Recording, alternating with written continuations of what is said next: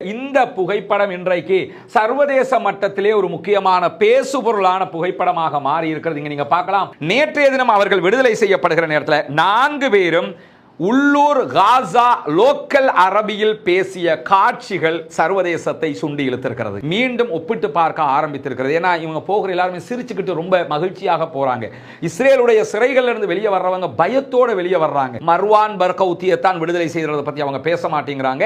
மர்வான் பர்கவுத்தி வந்துட்டார் என்று சொன்னாலே பாலஸ்தீனத்தினுடைய பெரிய ஒரு சேஞ்ச் ஏற்பட்டுரும். டொனால்ட் ட்ரம்ப் அமெரிக்காவினுடைய ஜனாதிபதியாக வந்ததிலிருந்து அவருடைய சேட்டைகளை நிறைய ஆரம்பிச்சிருக்கிறார். அதுல முக்கியமான ஒரு விஷயம் என்னன்னு கேட்டா, காசாவை தான் மாற்ற நினைப்பதாக அவர் ஒரு யோசனையை முன்வைத்திருக்கிறார்.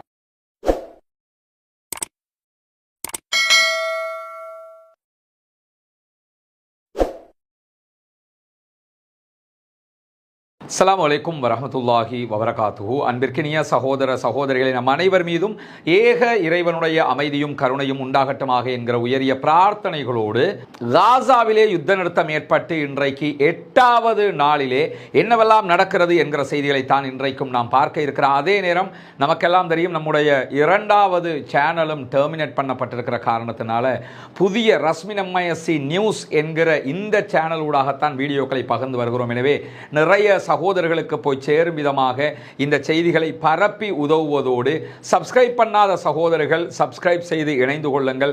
காசா பற்றிய செய்திகளோடு சர்வதேச அளவிலே நடக்கக்கூடிய பல முக்கியமான செய்திகளை, ஆதாரத்தோடு உண்மையான செய்திகளை உங்களுக்கு கொண்டு வந்து தருவதற்கான முயற்சியின் ஒரு பகுதியாகத்தான் இதனை நாம் செய்து வருகிறோம் என்பது உங்களுக்கு தெரியும்.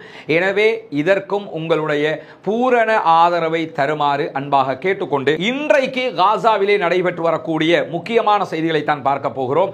எனக்கு பின்னால் காட்சி தரக்கூடிய இந்த புகைப்படம் இன்றைக்கு சர்வதேச மட்டத்திலே ஒரு முக்கியமான பேசுபொருளான புகைப்படமாக மாறி இருக்கிறது. நீங்க பார்க்கலாம், கண்ணு கெட்டிய தூரம் வரைக்கும் மக்கள் அப்படியே ஈசல்களை போன்று இருக்கக்கூடிய காட்சிகள். காசாவுக்கு ஆதரவாக ஏதாவது ஒரு ஃபாரின் கண்ட்ரியில் நடக்கிற ஆர்ப்பாட்டமா என்று நாம் நினைக்கக்கூடும். பொதுவாக இப்படியான ஆர்ப்பாட்டம், இது மெரினா பீச் மாதிரி பார்த்தா தெரியும், அல்லது கோல்ஃபேஸ் மாதிரி தெரியும்.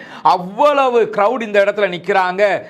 நிறைய காட்சிகள் இங்க பார்த்தீங்கன்னா கண்ணு கெட்டிய தூரம் வரைக்கும் மக்கள் போகிற வருகிற காட்சிகள் பதிவு செய்யப்பட்டிருக்கிறது. இதுவெல்லாம் காசாவினுடைய காட்சிகள். இது எங்க நடக்குது என்று கேட்டால், வடக்கு காசாவுக்கும் தெற்கு காசாவுக்கும் இடையில் இருக்கக்கூடிய நெட்சாரிம் காரிடோர் பகுதிகளில் தான் நடந்து வருகிறது. நெட்சாரிம் காரிடோரை தாண்டி நார்த் காசாவுக்கு செல்வதற்காக செல்லுகிற பாலஸ்தீன அப்பாவிகள் மீது திடீரென இஸ்ரேலிய ஆக்கிரமிப்பு பயங்கரவாத ராணுவம் துப்பாக்கி சூடுகளை நடத்தி இருக்கிறது. இதுவரைக்கும் யாரும் கொல்லப்பட்டதாக, ஷஹீதானதாக செய்திகள் வெளியாகவில்லை. ஆனால் அல் ஜசீராவினுடைய பத்திரிகையாளர் ஒருவர் துப்பாக்கி சூட்டுக்கு இலக்காகி இருக்கிறார்.